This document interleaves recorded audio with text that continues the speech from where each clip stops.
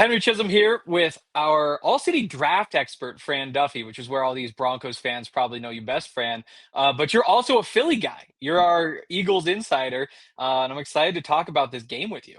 Yeah, Henry, it's gonna be a fun one. Obviously, look, Mhm. Denver was one of the preseason darlings. I feel like, at least from our vantage point out here in the East Coast, it was like, all right, like Denver, a sneaky team in the AFC, but obviously 2-2, a big win on Monday night. Excited to see what this team looks like here on a short week. Yeah, no, we are also very excited to see what this team looks like because you can't quite tell what they are yet. And I almost feel the same way about the Eagles. From an Yeah. outside perspective, you look at me like, okay, they've been outgained in every game so far in terms of total yardage, but they just never actually lose a football game, and that's what's actually most important here. Big picture wise, where are the Eagles right now? And I mean, just what are the vibes like in Philly? Yeah, it's a loaded question. I think when Mhm. you're looking at this team, I mean, look, they have won 18 straight games where Jalen Hurts starts and finishes. Like 18 straight. And so I think when you're looking at it, it's hard to pick against this team. I think that when you're looking at Jalen Hurts right now, like in a vacuum, he's playing like some of the cleanest football he's ever played, which is very hard to reconcile considering the fact that AJ Brown is off to a historically bad start from a production standpoint. DeVonta Smith has the fewest yards and catches he's ever had to start a season, and Saquon Barkley hasn't hit 90 yards yet. And so when you're looking at it and you're saying like, all right, well, how can all of this be true and Jalen Hurts is playing well? It doesn't make a lot of sense. And I, as someone who studies like the schematics and the X's and O's, Mhm. it's tough to kind of like say like, oh, it's this one thing. I think there are a lot of little things that kind of come into play. It's a new offensive coordinator. The offensive line's a little bit banged up. They're working in a new right guard, but I mean, they've got 10 Pro Bowl, literally like 10 Pro Bowl players on that offense. Nine or 10 Pro Bowl players on that offense. Mhm. This is an offense that should be performing higher than a mediocre level. And so I think when you're looking at it, that has certainly fell short of expectations. Defensively, they're coming into form. This is a group that looks really, really strong. They've got impact players at all three levels. Quinyon Mitchell is playing, as good as any corner not named Pat Surtain in the NFL. Cooper DeJean is one of the best nickel corners in football. Jaylen Carter, he's banged up. He had a preseason injury, and so he's not playing like A+ level, but Jordan Davis has raised his level of play. They're getting great play from linebacker Zach Bond. Jahad Campbell, the rookie first-round pick, is getting better every week. So I think when you're looking at this group, there's a lot of reasons to be excited about the defense. They've scored 2 special teams touchdowns in 2 straight weeks off of block kicks. And so there's a lot working for this team right now. They're 4-0, but like you mentioned, they've been outgained in every single one, and the vibes are weird. But they're 4-0, and they're the defending Super Bowl champs. Right. I mean, we were talking off air about where the Eagles were at this point last year, when Eagles fans were calling for Nick Sirianni's job, and just a few months later, they wind up winning a Super Bowl. And you wonder if there could be some similar trajectory here, where they're like working through all of their different little kinks at the beginning of the season, but this time around they're just winning games while they do it. Do you think that that could be the case? Yeah, I mean, it absolutely could be. And I think that's when you're looking at this group and you say, okay, like, what, where can they get better? A lot of their issues, it feels like it's like execution based, or maybe, all right, hey, it's a new offensive play caller, working into the role for the first time ever in his career. There's going to be a feeling out period. You talk about like play sequencing and things where he can get better. I think that overall, like, yeah, there's a lot of reason to expect that this team should be able to turn the corner and improve moving forward. Fixable things, but you don't want like the AJ Brown dynamic to get worse. You know what I mean? Right. You're expecting like some things where it's like, all right, like you were expecting that Saquon Barkley wasn't going to have as productive a season as he did a year ago. It was literally the most productive season in the history of the NFL at the running back position. So you expected some drop off. You expect that you're not going to be quite as healthy as you were last year, but you can't afford for all of this to happen, especially with some of the turnover they faced on the defensive side as well. Yeah. Well, the crazy thing is, it looks like they can afford that because they're 4-0. Yeah. It can all happen. Like I said, you're our draft guy here at All City. And it's always a lot of fun during the spring to catch up with you, hear about all the different prospects. But I want to know where you see Jalen Hurts in particular right now, because I think of all the quarterbacks in the NFL, he might be the most controversial. That's a Yeah. fight that's been happening in Denver this week because it's our turn to have it.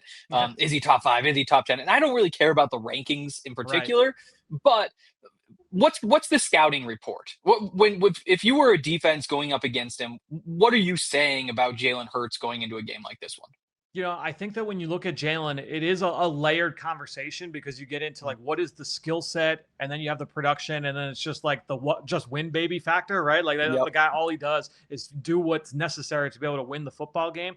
He is an X factor with his legs, but you don't want to undersell what he is in terms of being a passer, and he has really gotten better in a lot of different areas over the last 2-3 seasons. I think that right now, especially when you look at what he is against the blitz, his like confidence and poise and his like calm demeanor against the blitz has really improved. You watched him last week against Todd Bowles. They threw the kitchen sink at him early on in that football game, and he knew where all of his answers were, got the ball out fast. They burned the blitz time and time and time and time again. So I think when you're looking at Jalen Hurts, like it's not just as simple as, oh, like this guy can't throw, we're just going to blitz him and we're going to force him to his left, because that was the strategy 2-3 years ago. Right. That doesn't play now. Right now, he's extremely accurate. He makes good decisions with the football. He rarely puts the ball in harm's way. That is one of his superpowers, is the turnover avoidance.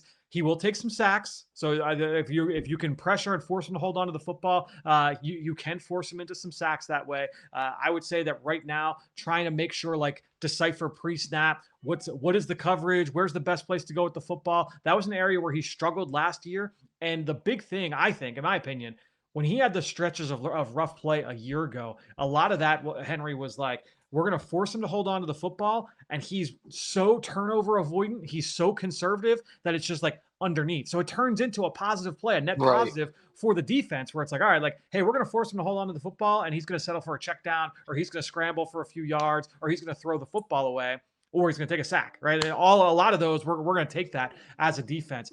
At his best, to me, is when he goes big game hunting. When he's going to scramble and he's going to look for DeVonta Smith on the deep post. He's going to find AJ Brown on the working vertically down the field. Dallas Goedert down the seam. So we've seen that in bits and pieces offensively over the course of the last couple of years.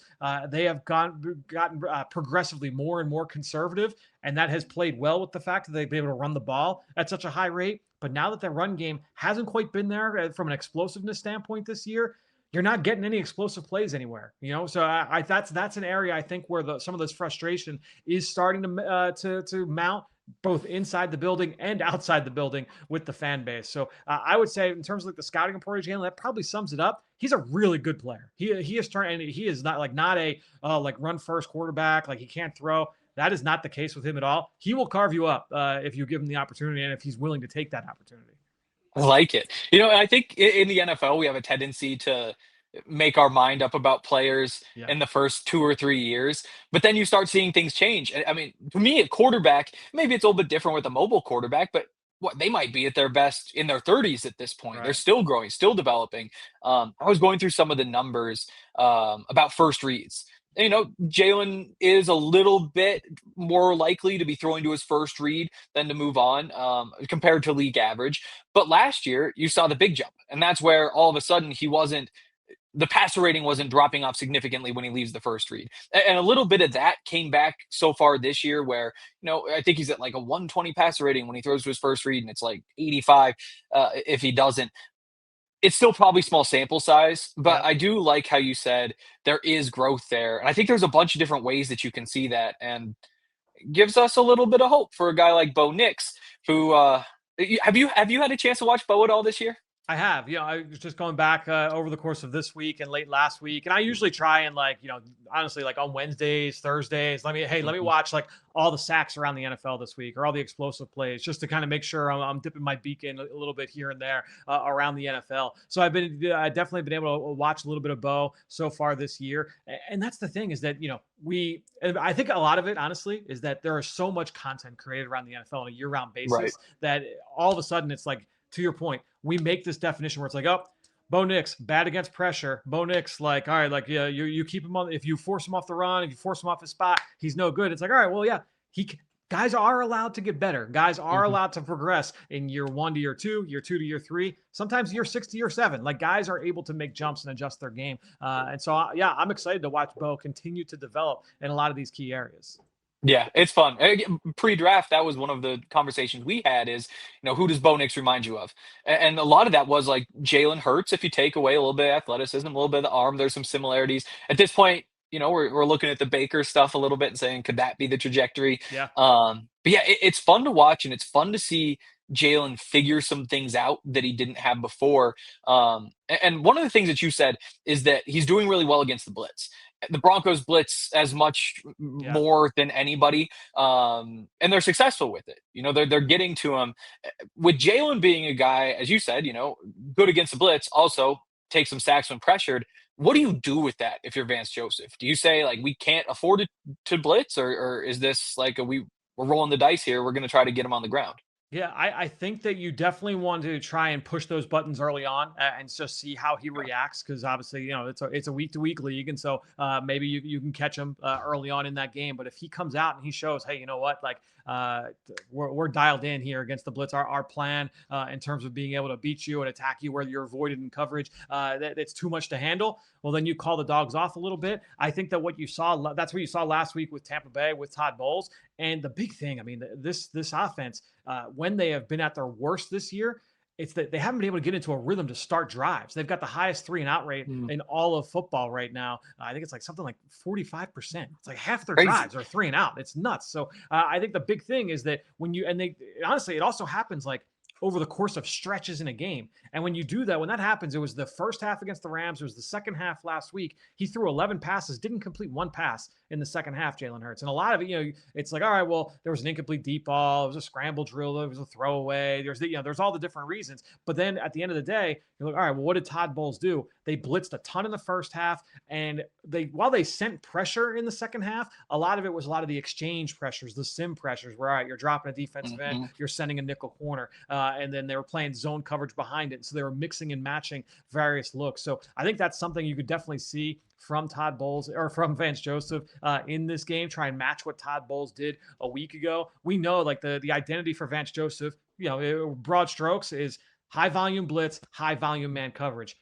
Jalen Hurts and the Eagles have been just dynamite against man coverage really since A.J. Brown got here. You go back to 2022 and on, they just feast against man coverage. And so my guess is you'll probably see less than average in terms of what Vance Joseph and the Broncos defense usually plays in man-to-man. I think they'll probably mix up a lot of those cover 2 and cover 3 looks and just try and see if you can fool Jalen, force him to hold on to the football and let that pass rush try and get home. That's great stuff. Before I let you get out of here, got to get a prediction. I think I know what it is, but who's going to win the game? Yeah, I mean, I think I'm at the point now, like even with like the vibes being as weird as they are, like it's just tough to pick against this team until they give you a reason not to. And so I will say, like I think the Eagles are going to win the game. You have Denver coming east on a short week. It's a tough spot for them.